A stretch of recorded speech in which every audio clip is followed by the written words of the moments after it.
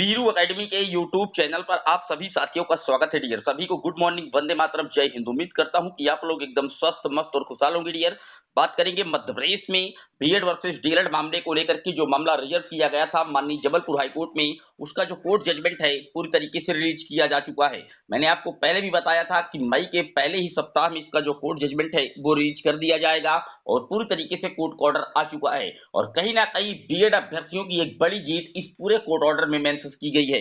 आपकी स्क्रीन पर आप देख सकती हैं, यहाँ पर in the high court of Madhya Pradesh at Jabalpur, honourable justice Sheel Nagu, honourable justice Amarnath ji Kesarwani जी के बेंचेस के द्वारा इस पूरे ऑर्डर को कहीं ना कहीं पब्लिश किया गया है।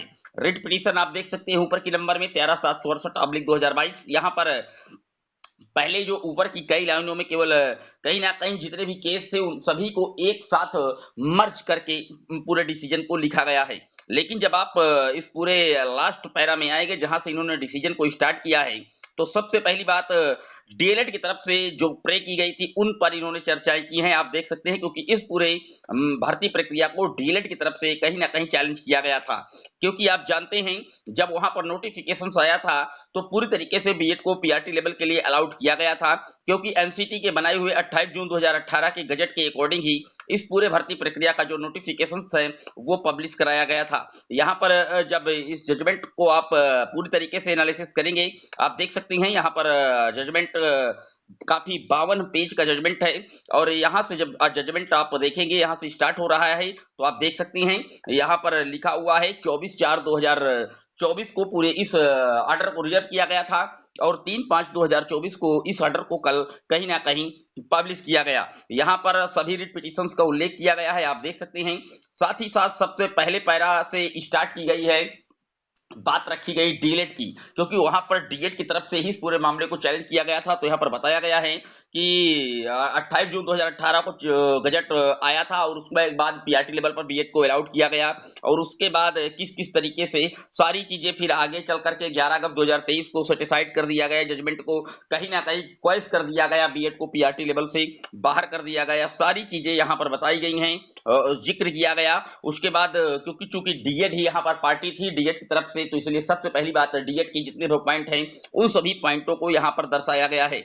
साथ ही साथ उसके बाद जबलपुर हाई कोर्ट का जो जजमेंट है उसको भी यहाँ पर दर्शाया गया है। और उसके बाद माननीय कोर्ट ने अब जो अपना जजमेंट है वो लिखना प्रारंभ किया। उसके बाद डीएलएड की तरफ से सारी चीजें जब बताई गई कि चैलेंज किया गया, फिर ये किया गया, तो माननीय कोर्ट ने स्पष्ट तौर पर 2 लाइनों में उन्होंने कहा कि देखिए, जजमेंट में जो पहला जजमेंट पहली लाइन थी, उन्होंने लिखा कि the NCT vide notifications date 28/6/2018 included BEd as one of the alternative eligibility qualifications for appointment of primary teacher subject to BEd appoint complete 6 month bridge course in elementary education within 2 years are appointed.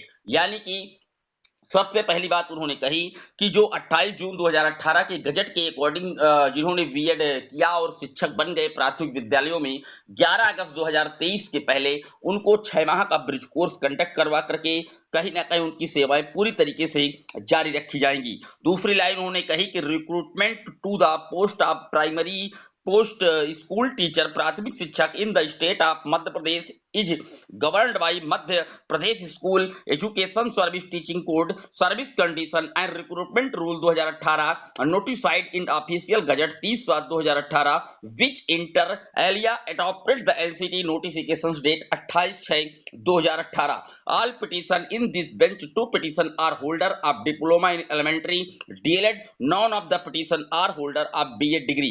इन्होंने साफ तौर पर कहा कि भर्ती प्रक्रिया को किसी भी कोर्ट के माध्यम से चैलेंज नहीं किया गया बीएड की तरफ से, इसलिए भर्ती जो बार बार आप आउटकम कह रहे हैं वो आउटकम नहीं है। क्योंकि जब नोटिफिकेशन आया था तब उस समय बीएड को वहां की गवर्नमेंट ने ही अलाउड किया था, यानी कि नोटिफिकेशंस में बीएड पूरी तरीके से उस समय पात्र था। अगर नोटिफिकेशंस में बीएड पात्र ना होता, जैसे राजस्थान का मामला था रीट का, तो वहां पर मामला कोर्ट गया था, तो वो भर्ती प्रक्रिया चैलेंज थी आउट आउटकम। यहाँ पर मध्य प्रदेश की जो भर्ती प्रक्रिया है वो आउटकम नहीं रखी गई। तो आप देख सकते हैं किस तरीके से काफी बड़ी बातें माननीय कोर्ट के द्वारा कही गई। साफ तौर पर उन्होंने कह दिया कि बीएड की जो ये भर्ती हुई है ये चैलेंज नहीं है, कहीं ना कहीं आउटकम नहीं रखी गई। क्योंकि साफ तौर पर इन्होंने कहा कि जब नोटिफिकेशंस आया था इस भर्ती प्रक्रिया का, तो उस समय भर्ती प्रक्रिया के नोटिफिकेशंस में बीएड पूरी तरीके से कहीं न कहीं लीगल था।